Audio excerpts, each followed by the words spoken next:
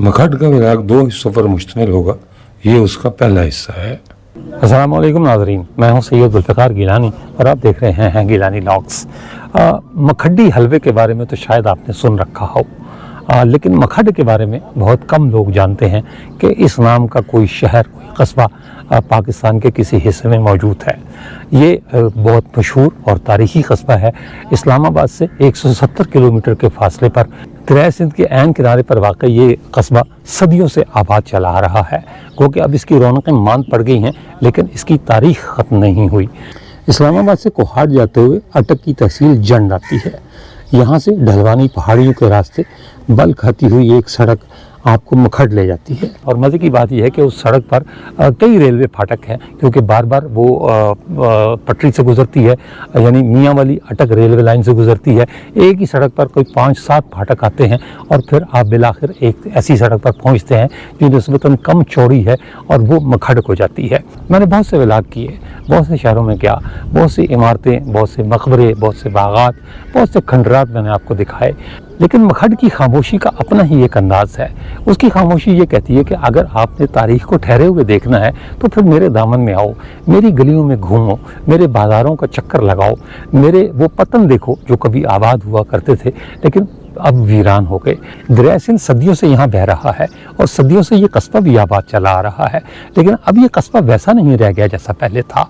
कहते हैं कबल मसीह के दौर में ये आबाद हुआ कस्बा, और उसके बाद फिर ये वक्त के साथ साथ अपने रंग भी बदलता रहा, अपने तेवर भी बदलता रहा और इसकी रौनकें भी बदलती रहीं। लेकिन इसके बावजूद जब आप इसकी गलियों में जाते हैं तो यूँ लगता है कि जैसे वक्त यहाँ रुक गया है। अगर आप ये देखना चाहते हैं कि 300 साल पहले का कोई शहर कैसा होगा तो उसके लिए आपको मखड ज़रूर देखना चाहिए, जो अपनी पूरी तहजीबी क़दामत के साथ आज भी मौजूद है। इसकी कदीम गलियाँ और चौबारे, मंदिर, मस्जिदें, गुरुद्वारा और कश्तियों के घाट शिकस्त ज़रूर हैं मगर सलामत हैं। पाकिस्तान में मखड के अलावा शायद ही कोई और कस्बा हो जो अपनी असल हालत में आज भी मौजूद हो।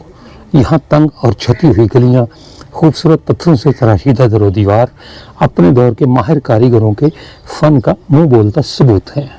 दरिया के रुख पर बने हुए 3 मंजिला घर और उनके खूबसूरत चौबारे देखकर गुमान गुजरता है कि जब इस शहर में ज़िंदगी अपने जोबन पर होगी तो कैसी दिखती होगी। यहाँ शब बारात कैसी होती होगी और दिवालियाँ कैसे मनाई जाती होंगी। कितनी हिंदू बहनें अपने मुसलमान भाइयों को राखी बांधती होंगी। हिंदुओं, सिखों और मुसलमानों पर मुश्तमिल तकसीरी यानी तकोने समाज की बुनत क्या होगी। ना जाने फिर इसे किसकी नज़र लग गई कि आज ये शहर तो अपनी जगह खड़ा है मगर इसकी मकीन तारीख में कहीं खो गए हैं। आज इस शहर से कहीं ज़्यादा वसी इसका कब्रिस्तान है जो 3 मील पर फैला हुआ है। अक्सर कब्रों के निशान तक मिट चुके हैं। मुकामी अफराद के बकौल ये कब्रिस्तान 1000 साल पुराना है। मखड के लुग़वी मानी बहुत बड़े खड्डे के हैं। ये महाखड से बनते बिगड़ते मखड हो गया है।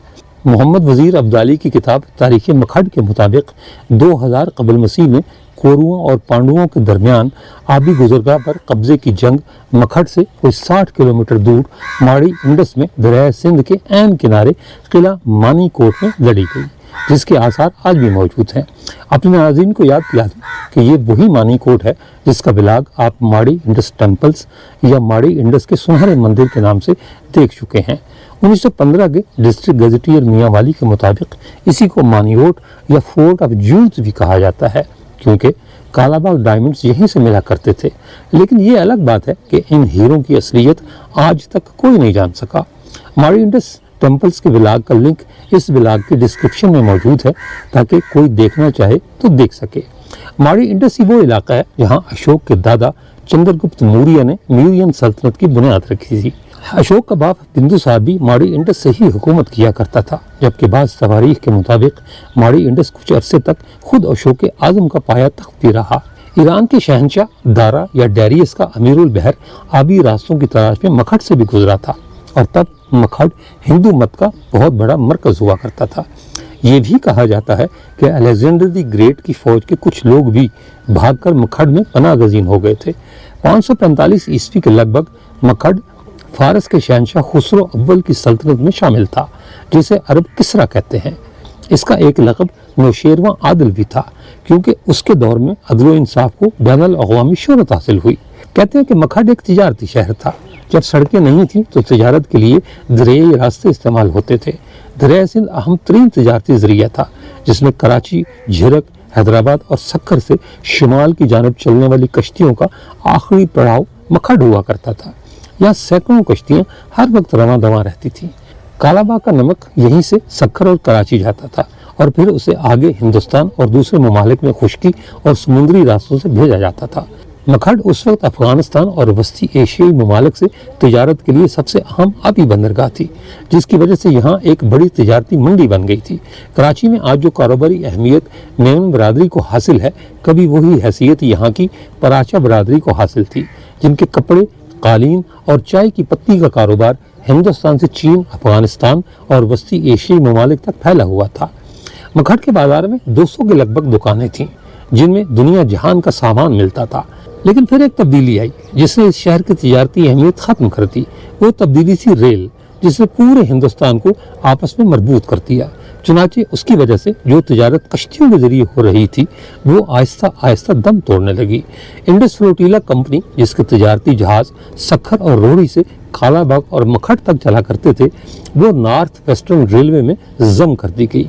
1894 में रावलपिंडी से मियांवाली और मुल्तान तक पटरी बिछाई गई तो रेल मखड के नज़दीक इंजरा से गुजरने लगी। नतीजा ये निकला कि अगले सालों में मखड की रौनकें मान पड़ना शुरू हो गईं।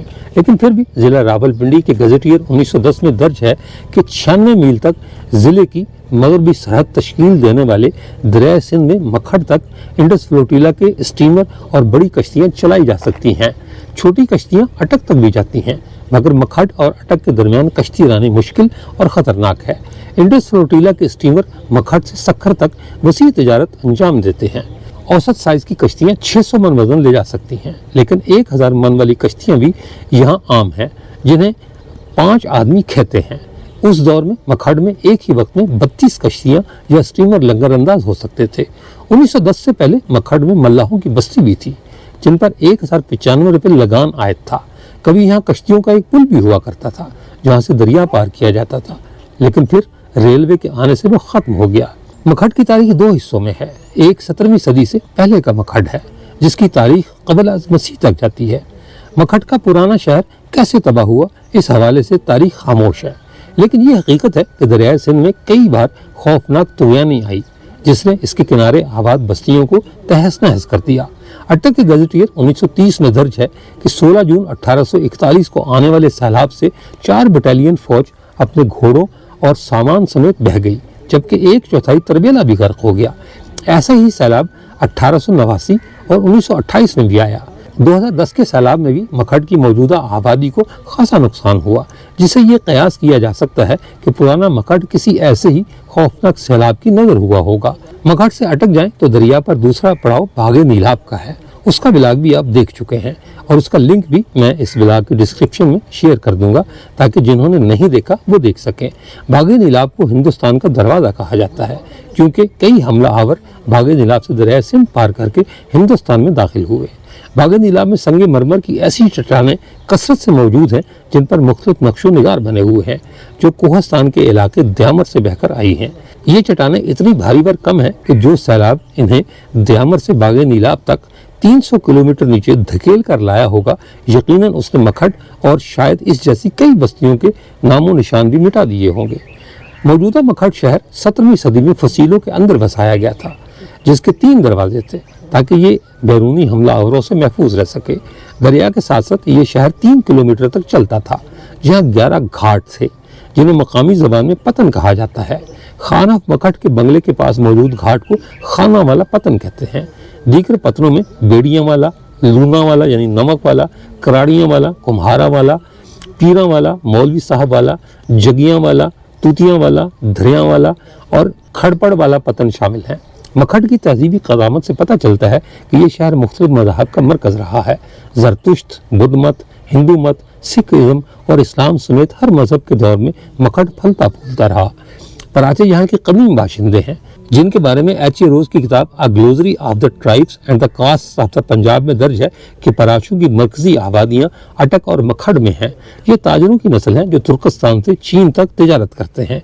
वो इस्लाम कबूल करने से पहले हिंदू थे, जो खोजों से मुशाबे हैं। ان کا نام پراچا اس لیے پڑا کہ وہ اپنی تجارت میں کپڑے کی ایک قسم پراچا کلاتھ بیچتے ہیں۔ ان کا ایک اور نام فراش بھی ہے کیونکہ یہ وسطی ایشیا سے قالین بھی لاتے تھے۔ مکھڈ میں صدیوں سے کشتی سازی کی صنعت بھی موجود رہی ہے اور شاید اسی وجہ سے یہاں لوہے کی صنعت بھی پروان چڑھی۔ مکھڈ کی مصنوعات میں دوسری مشہور چیز یہاں کی مٹی کی ہانڈیاں ہیں جنہیں مقامی زبان میں کٹوی کہا جاتا ہے۔ اس کے علاوہ مکھڈ کی میتھی بہت مشہور ہے۔ مکھڈ سینکڑوں سال ہندو تہذیب و تمدن کا ایک اہم مرکز رہا۔